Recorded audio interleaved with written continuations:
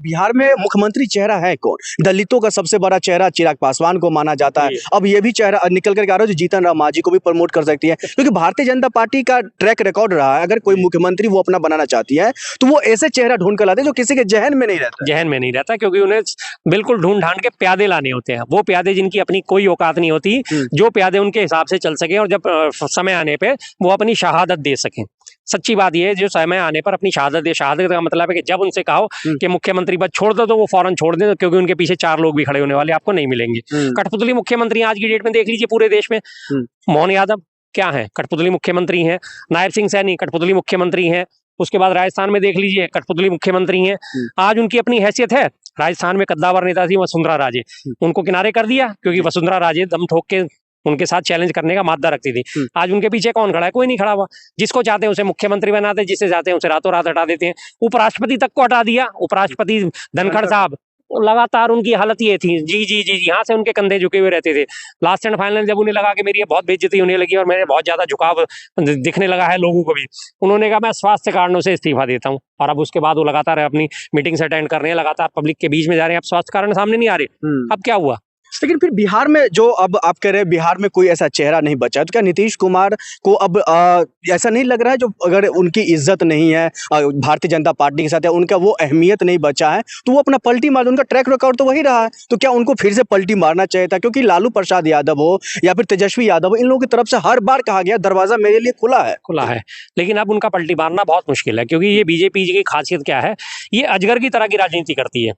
जैसे अजगर अपने शिकार को शिकंजे में फंसाता है, धीरे धीरे उसके ऊपर चारों तरफ शिकंजा कसता है, और जब उसके ऊपर पूरा शिकंजा कस के जब उसकी शिकार की पूरी हड्डियों का मटियामेट हो जाता है, चकनाचूर हो जाती है उसकी हड्डियां, फिर उसे वो धीरे धीरे निकलता है। कैप्टन अमरिंदर सिंह साहब की पार्टी निकल गई, शिरोमणि अकाली दल निकल गई, महबूबा मुफ्ती निकल गई, शिंदे महाराष्ट्र में निकल गई। आज कौन है इनके सामने? कोई भी नहीं। जिसको चाहा उसको निकल गए फौरन, और यही उन्होंने जो है शिंदे कर दिया आज नीतीश कुमार का भी। और रही बात अब बिहार के मुख्यमंत्री बनाने की, जहां तक मेरी अटकल है, जहां तक मेरी अनुमान है, ये आगे उन्हें सम्राट चौधरी को ही प्रमोट करेंगे। सम्राट चौधरी जी को? जी जी, तो मुख्यमंत्री हो सकते हैं ही। उप मुख्यमंत्री है, गृह मंत्री है, कानून व्यवस्था को मजबूत कर रहे हैं। हाँ, वो आते ही उन्होंने दिखाया ना कानून व्यवस्था कैसी मजबूत करी, तो उन्होंने उठा के बुलडोजर चलाने शुरू कर दिए। मतलब किसी के घर पे बुलडोजर चला दो और कानून व्यवस्था मजबूत हो गई। कानून व्यवस्था मजबूत ऐसे नहीं होती। कानून व्यवस्था मजबूत होती है जब आप अवैध शराब के जो ठेकेदार हैं उनके ऊपर आप जो है लगाम लगाइए। अवैध शराब आज भी वहाँ पे आसानी से उपलब्ध है। बेचने वाले की गिरफ्तारी नहीं होती, पीने वाले की गिरफ्तारी होती है।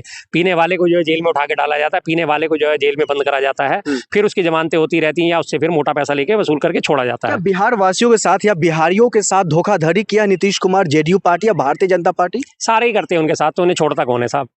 कौन नहीं छोड़ता? बिहारियों की हमेशा से इमेज बनी है चलना है, बिहारी को गाली तौर पे इस्तेमाल करा जाता है।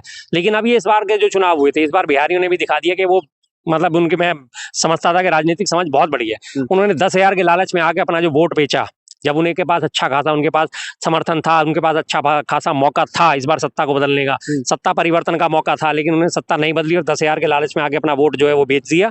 और उसके बाद उनकी जो हालत आज देख रही है सबने देखी। उसके बाद किस तरह से उनके घरों पे बुलडोजर चलाए गए हैं और किस तरह से आज उनका जो है मटियामेट उन्हें करा जा रहा है। फिर आखिर में ये बता दीजिए शर्मा जी, आखिरकार बिहार का भविष्य क्या है? क्योंकि जो मुख्यमंत्री जिस पर भरोसा किया गया वो अब पलड़ा झाड़ लिए, अब अगला मुख्यमंत्री कौन बनेगा इसका कोई ठिकाना नहीं है। फिर भविष्य क्या है बिहार का? अंधेरे में।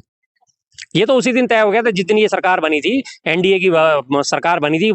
मैंने उसी दिन आपसे मेरी मुलाकात नहीं थी और तमाम वीडियो चैनल्स पे मौजूद हैं वीडियो, उसमें मैंने तभी ये कहा था आज जो है बिहार ने अपना भविष्य चुन लिया है अंधकारमय। आने वाला भविष्य बिहार का जो है अंधकारमय है टोटल, क्योंकि अब इनकी आपसी खींचतान होगी, आपसी लड़ाई होगी और वो सब नेता अपना अपना हित साधेंगे। जनता की परवाह किसी ने ना करी थी ना करने वाले हैं। अच्छा खासा जनता के पास मौका था सत्ता को पलटने का और सत्ता के साथ खिलवाड़ करने का, बदलने का, लेकिन वो नहीं कर पाए।